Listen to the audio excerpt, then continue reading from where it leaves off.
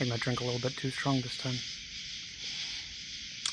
Probably a bad decision, because I'm going to the doctor in the morning, but probably balance it out with some coffee.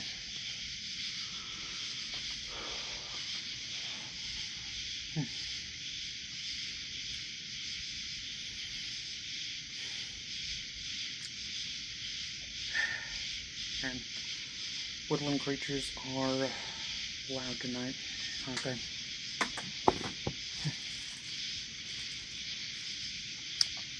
I got a question for you. Do you hold any ill will towards those that are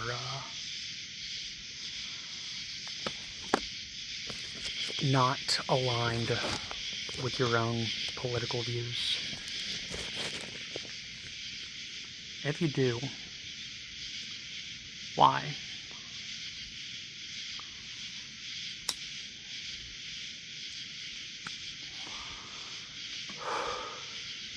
Do you genuinely believe that they are your enemy? Do you genuinely believe that they are even a small part of why the country's not steered in the direction that you prefer?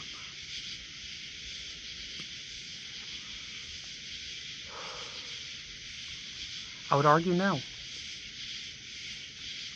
But I would also understand the sentiment, and it's a sentiment that I haven't understood in a long time until I started thinking back to a time when I met, or perfect time train, time that I had a voice chat with a filmmaker that was pretty inspirational to me.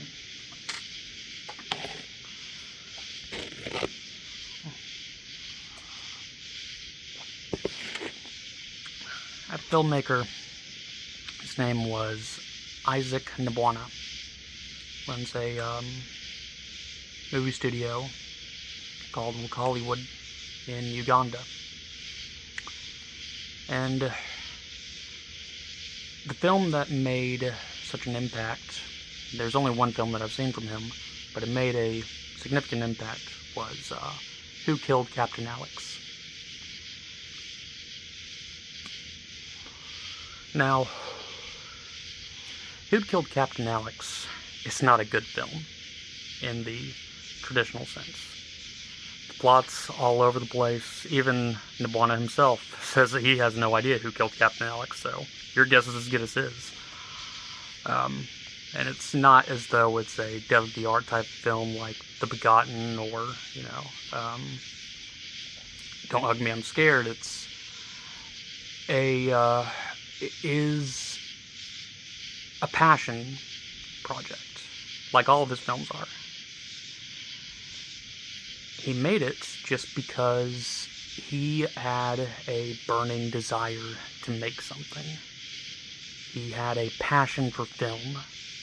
And so, the first thing that he started doing to gather the funds to make that ambition a reality was he started selling bricks for a living. Eventually he saved up enough money for a camcorder and a cheap desktop computer. Now this desktop computer was so cheap that he hardly had enough memory to even save a single project. So every time he wanted to start a new movie, he would have to delete the old one, delete the old projects, and start from scratch. He never thought that anybody outside of his village would see any of his movies. He would just burn the DVDs and sell them, or maybe he gave them out, I'm not 100% sure which, to people within his community. But despite, and that right there, that is exactly why it's so inspirational. Despite the hokey acting, despite the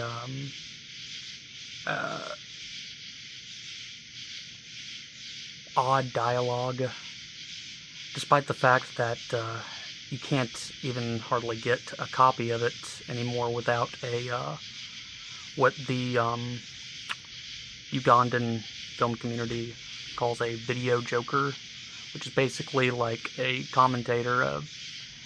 It's like if Aaron Hansen commentated over movies instead of games. Now, the video joker is nowhere near Aaron Hansen levels of talent? I think that's the word. But, as a matter of fact, at the start it is kind of grating, but there are times where you really do start to appreciate his presence.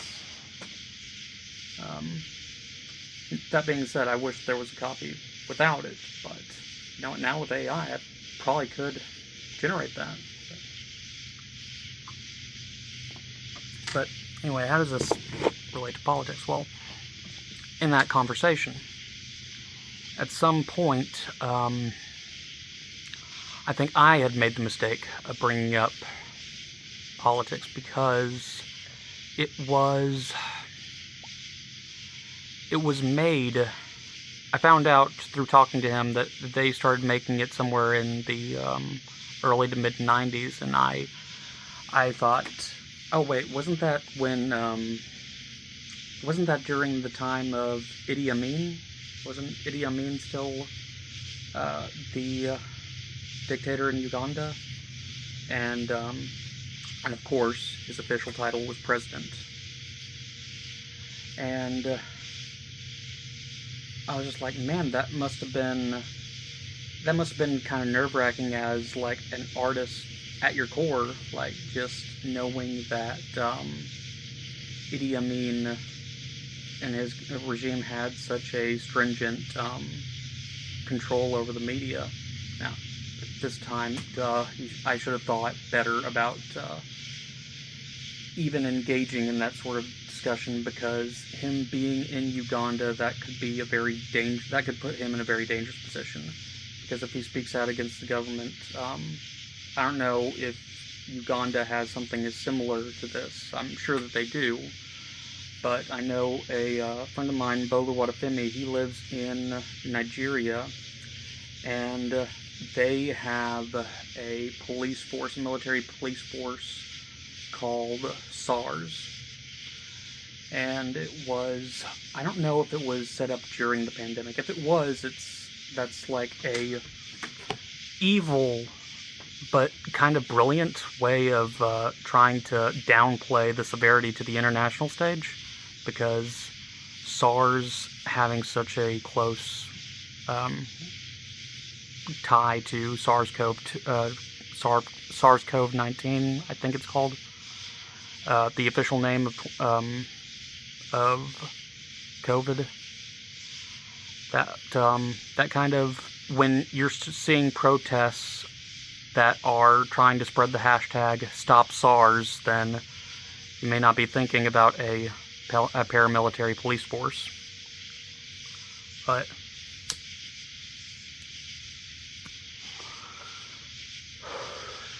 and I feel almost dirty, a little bit dirty, complimenting that strategy, because it's an insidious one, it's an evil one, and it worked, at least as far as I could tell. The only reason I knew the extent of their atrocities is because I had that connection with somebody that was actually in Nigeria, that was able to actually send me the footage that we wouldn't get from our regular news broadcasts. And the things that they did to people is just depraved. Inhumane doesn't even begin to scratch the surface of it. It's horrific to see.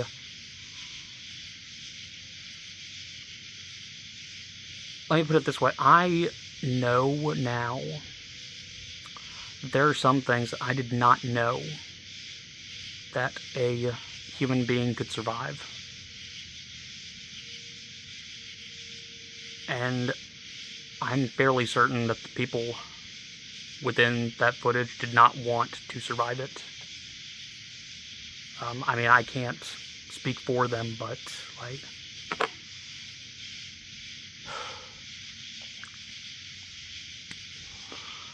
especially one man in particular, but I won't go into details for sake of the squeamish, but it's,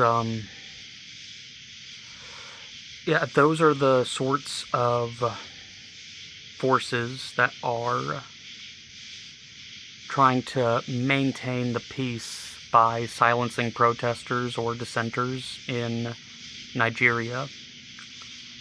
I would shudder to think about what happens in Uganda to dissenters.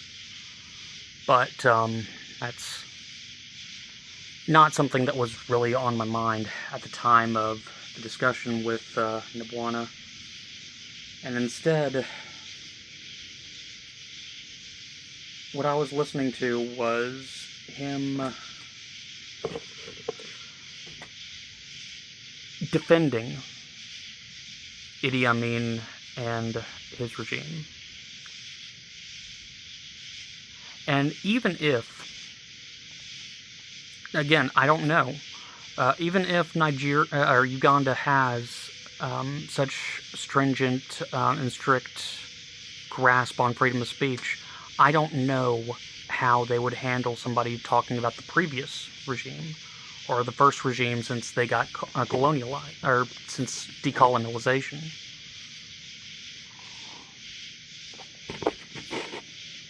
But the broader picture really clicks into place now when I look at my country today. Not to say that it's anywhere near like what they were going through in the 70s, but the 70s, 80s, all the way up through until the, I believe until the early 2000s, but I could be wrong on that. I'm a bit rusty in my African history, but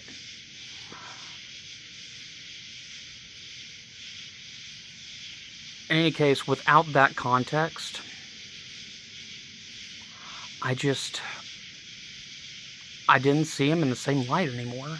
Hearing him defend a man who was not only a brutal dictator, but one with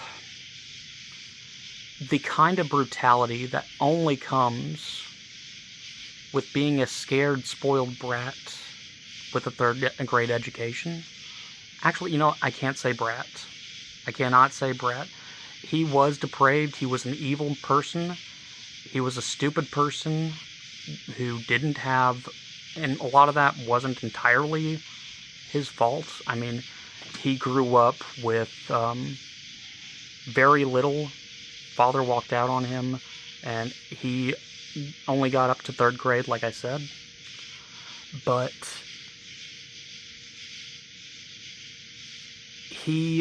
that is still the same person that found himself as leader of an entire country after England withdrew. Or was it France? I think it was England. I'm almost certain that it was England. Somebody can correct me if I'm wrong, but...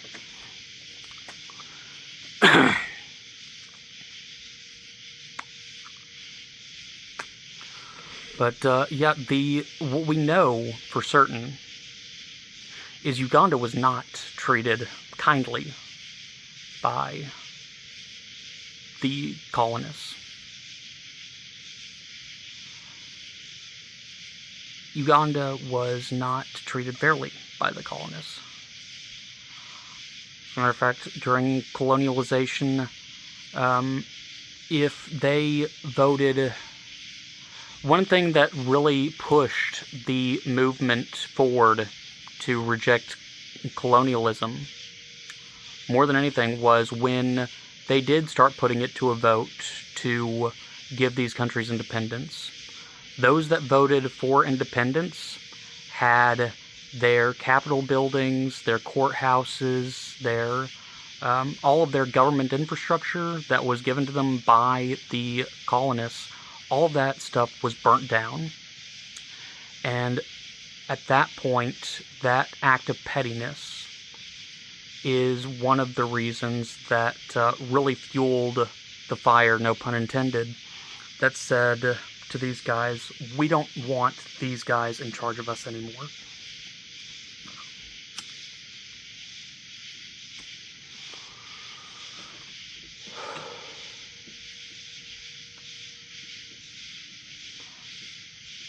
And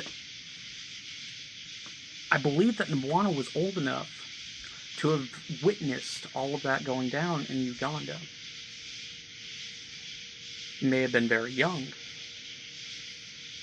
but even still,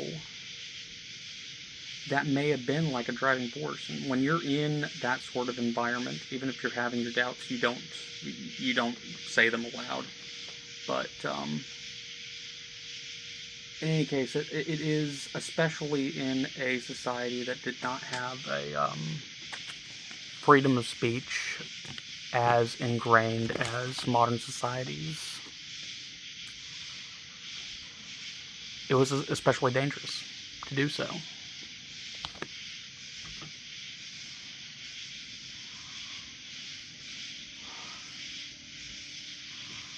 But that's not to say that he didn't truly believe in the cause of Idi Amin as he knew Idi Amin's cause to be. Whether he knew the full picture, I doubt that he did. I sincerely doubt that any of the Ugandan news organizations could have gotten away with giving the full picture. One quote that Idi Amin is particularly known for is that everybody has freedom of speech, but I cannot guarantee freedom after speech. I butchered that. Everybody is given freedom of speech, but I cannot guarantee freedom after speech. There were many a political prisoner, some of which were his people who he just thought might be competitors, political rivals. There's one such story of him walking into a meeting, and during the meeting telling the guests that he had a surprise for them, brought out a platter, and when he lifted up the lid, there's the head of one such detractor, somebody that had a high position of office, but nonetheless just spoke a bit too freely about him, and he just started, I believe that he actually started throwing knives at the severed head, while everybody was just in utter shock.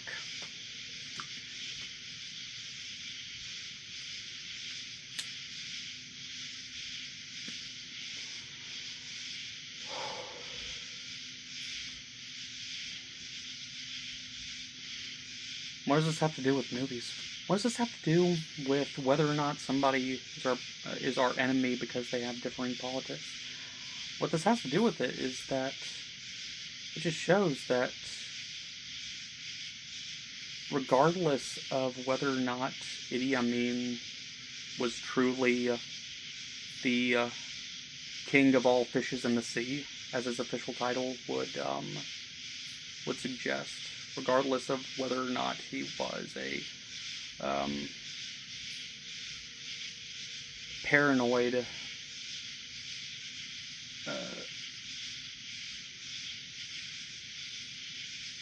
man that was driven mad with power, regardless of whether or not he was better than the English. What matters to me now looking back, is that Nabwana seemed like a very genuine person.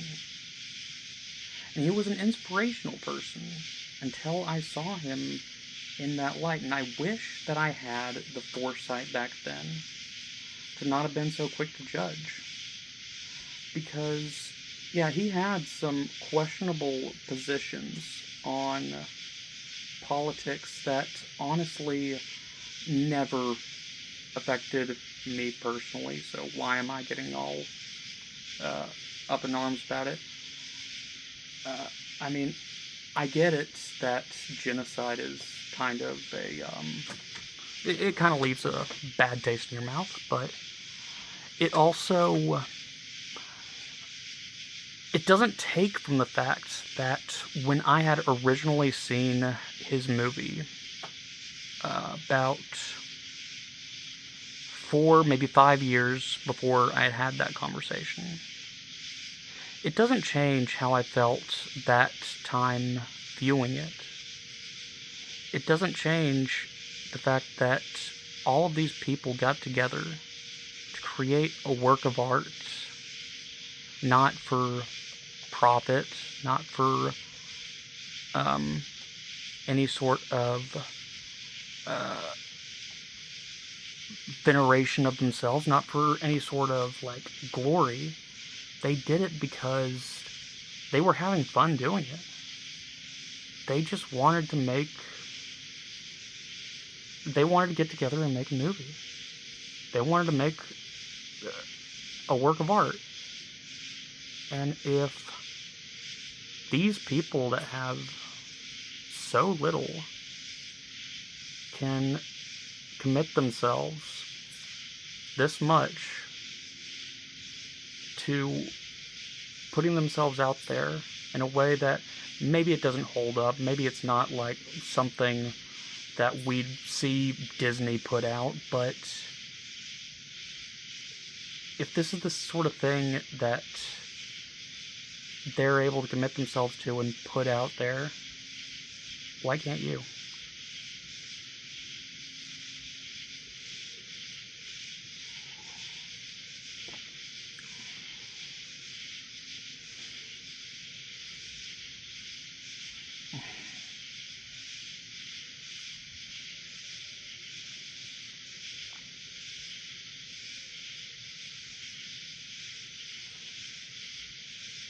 I don't know. I had more to say, but honestly, this video has gone on for longer than I had expected it to. But I don't know. I just wanted to put that out there as food for thought. You know, regardless of who you support and why,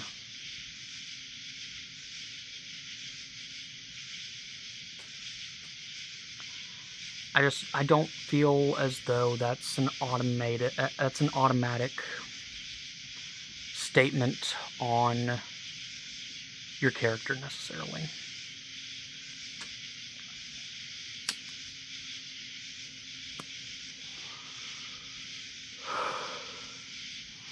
And I know for a fact that most people that are watching this agree. Whether they will admit it or not, they probably agree. And the reason I know that is because in 2018, my girlfriend and I, at the time, we went trick-or-treating as Mormons. Because we had just seen the Book of Mormon, we had gotten our costumes, we'd gotten the black pants and the white shirts and whatnot. And our Books of Mormon, so when we went to see that play, we dressed up as Mormon missionaries. So we thought, you know what, it's Halloween, right around the corner. We'll go back out there with these costumes on. Why not?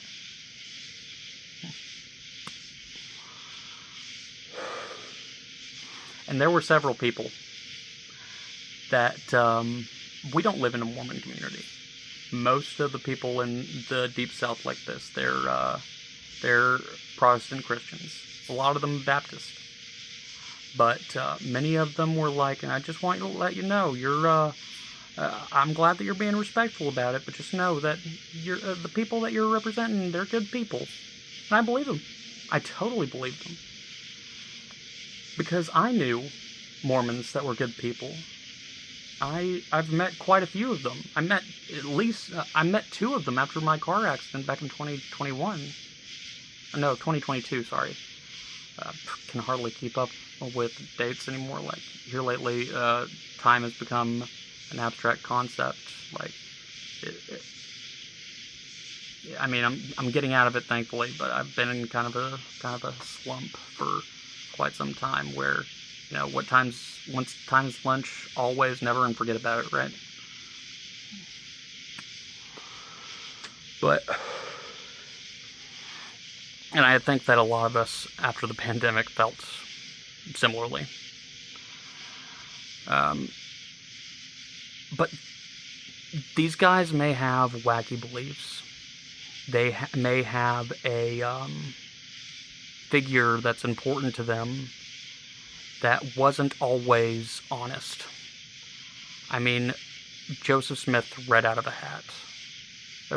No, he read the book of Nehi, I believe. It was the book of Nehi first, and then there was the book of Nephi. I could be totally butchering that first one. I know that the book of Nephi is the one that we go off of now, or we're supposed to. But the original one, when who was it? Damn it. Give me a second. The first president of the church after Joseph Smith. Who was that? Damn it, it's on the tip of my tongue. Brigham Young. I know that Brigham Young lost the first transcript, and supposedly God was very upset with him for letting him take the transcript, so instead of reading out of the first book, he now had to read out of the second one, written on different golden plates, that followed the same basic storyline, but now is written totally different wording. So, like, yeah, it does seem like that's a pretty giant cop-out, but, like, and did Joseph Smith do this because he was trying to con people? I don't know. I have a hard time believing that, because I feel like Joseph Smith had some emotional reason to want to believe something antithetical to the church to begin with, because wasn't his dad, like, unbaptized, and so they were worried about him going to hell, and so that's when he said, no, we can still baptize his corpse, and that holds up in the church today. Mitt Romney, actually, he baptized his stepdad after death. That doesn't mean that all Mormons are dishonest. Hell, most Mormons I know, they're honest to a fault. But then again, I don't know anybody in the higher orders, so I've never met, like, whatever the equivalent of a pastor or bishop or what have you. But, like, just because they follow somebody that was kind of silly doesn't necessarily mean that they're bad people. As a matter of fact, they're some of the nicest people that you'll ever meet. Same with Jehovah's Witnesses, as long as you're not also a Jehovah's Witness. If you're also a Jehovah's Witness, then it can get kind of iffy if you start questioning things too much. Because I know that they practice excommunication in a way that's really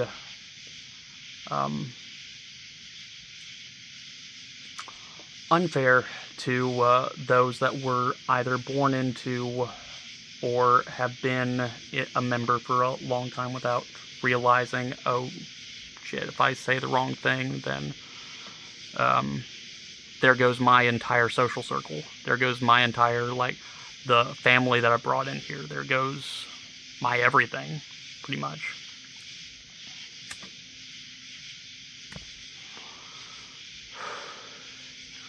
Hell, I've known a few Muslims. I haven't met any militant Muslims. I've never met anybody that has been a violent Muslim. Granted, I haven't met that many. Like I said, I'm in the Deep South. I'm not going to come across them just walking down the street. But I've met quite a few of them. I still watch a couple influencers that are Muslim. Now, Islam isn't really a big part of what they do on the internet, but it's still a big part of their lives outside of the internet, I presume. And that doesn't make them bad people. They still are able to provide some genuine humanity. You know, they're able to look after other people. They're able to look over some of the more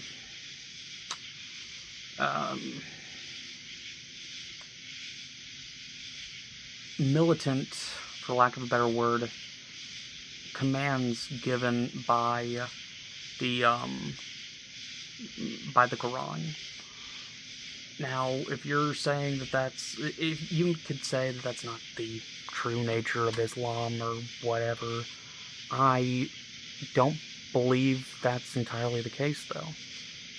But Muhammad, despite that, we can definitely say that Muhammad was a warlord. I mean, and worse. It doesn't necessarily mean that they're in any way similar.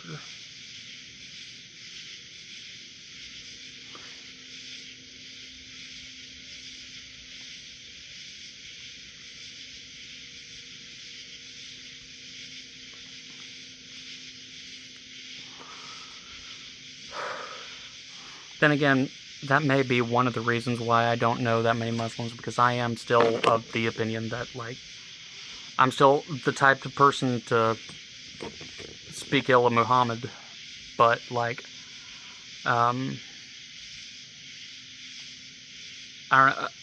when people say that, no, you can't draw or show a representation of Muhammad, I say, no, you can't do that. That's your religion. I'm free to do what I wish. As a matter of fact, it doesn't really specify that. The reason, fun fact, that Muslims can't show an image of Muhammad, quote unquote, is actually because of a commandment given by Moses during the book of Exodus, where it says, where the full commandment of not making a graven image is making an image of any living thing. And so that could be translated to essentially no art that depicts something that is God-made. That's one of the reasons why when you go to a mosque, it's just all these beautiful and intricate geometric shapes and patterns within the tinted windows, within the domes above. Like, that's one of the reasons why so much of our mathematics and our geometry comes from the Muslim world, because of that commandment. And so violating that commandment by showing an image of a prophet is seen by some of the more traditionalist Muslims as an ultimate form of blasphemy. Some, not all. I can't say that I've really met many who don't hold that to be true, but I pretty much live on the internet, so where am I going to meet them? And when I don't live on the internet, I live in the Deep South.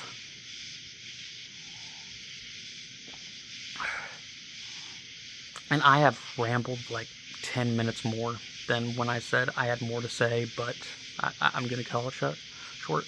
All of this is to say that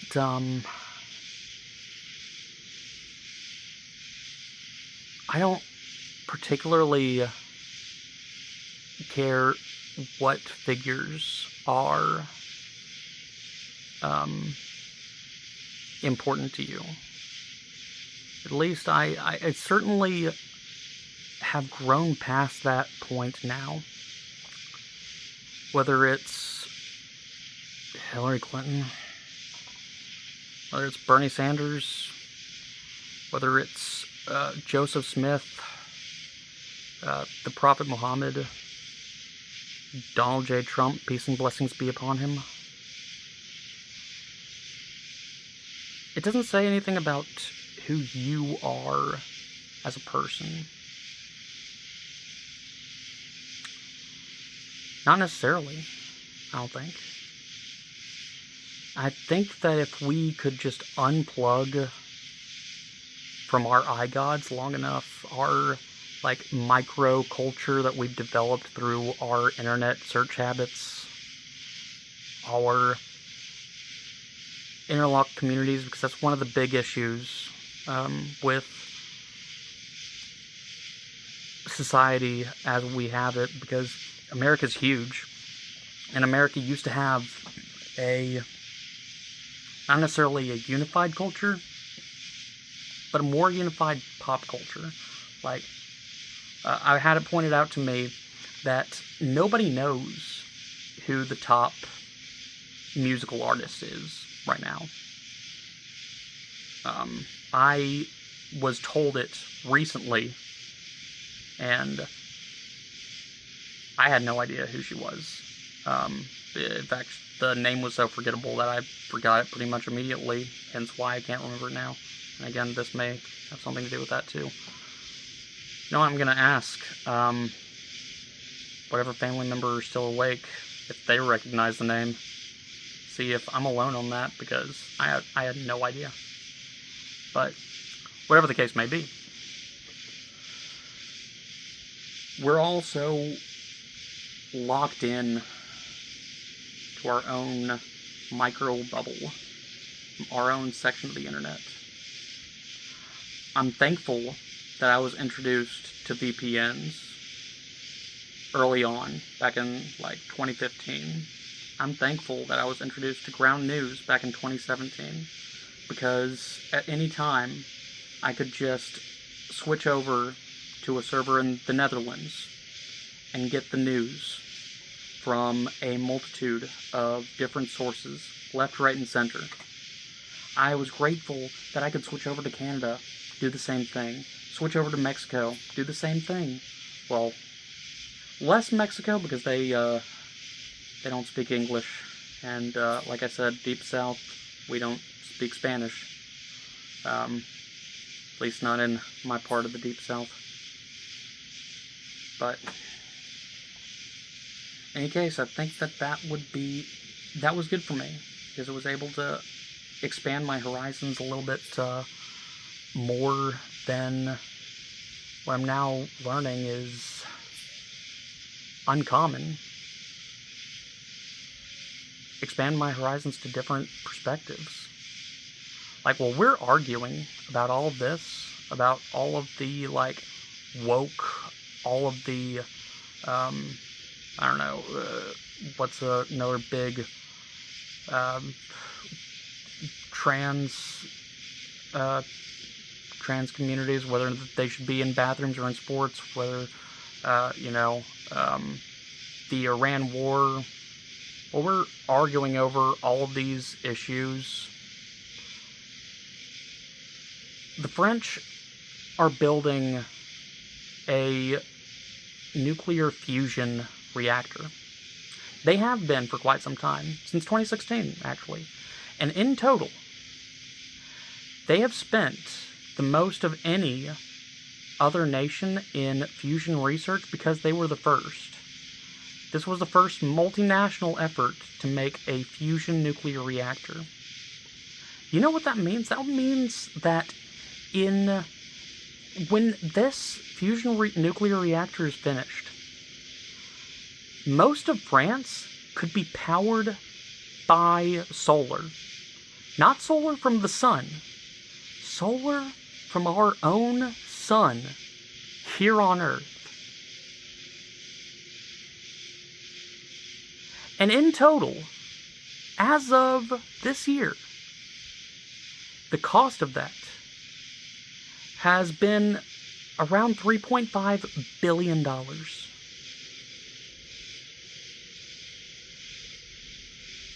China has set a world record.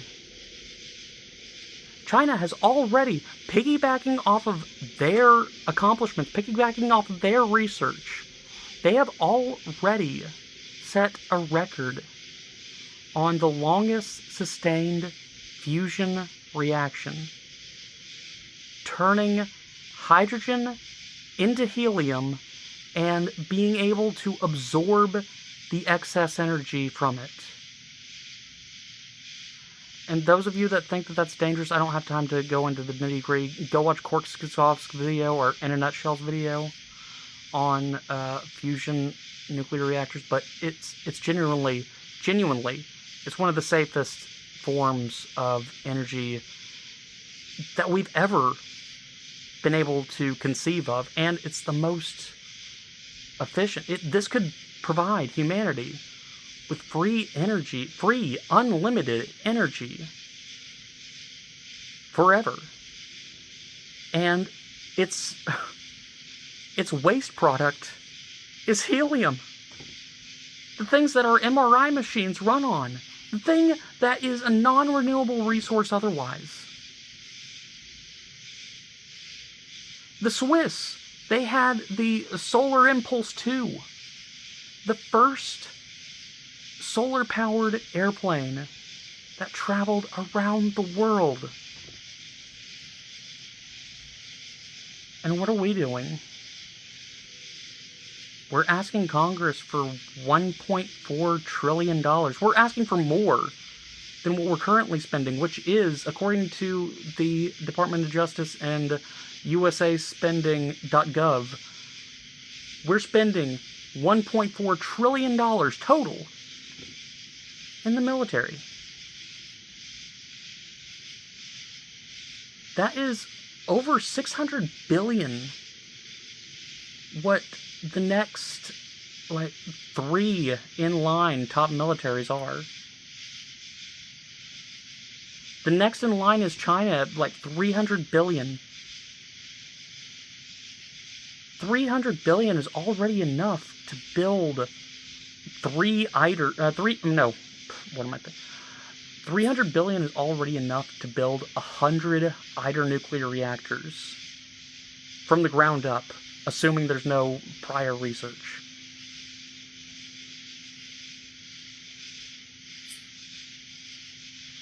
Well, 350 billion would be that number, but still, 350 billion to our 1.48 trillion that we're using to instead engage in proxy wars. And this is the sort of stuff we're arguing about? Whether or not,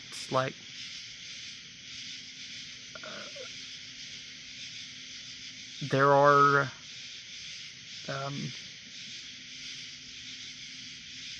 we're worried about bathroom signs. We're worried about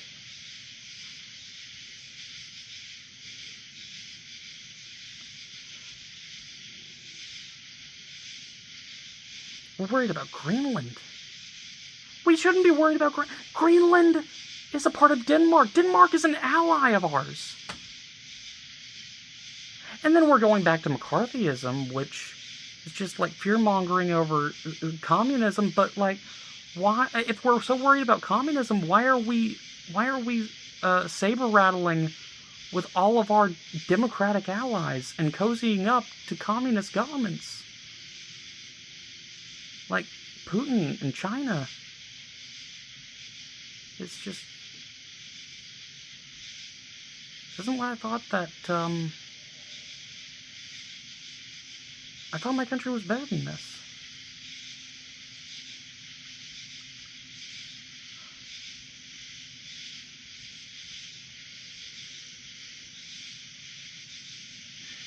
I don't know.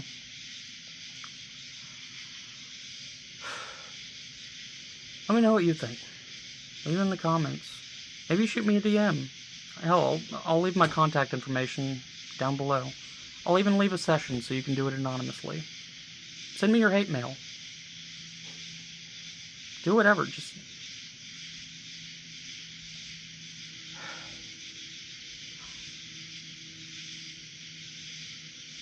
Surely I can't be the only one who sees this and sees that neither side has a plan for success.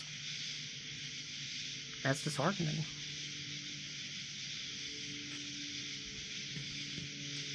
Maybe if more people could define what they would call success, that would change.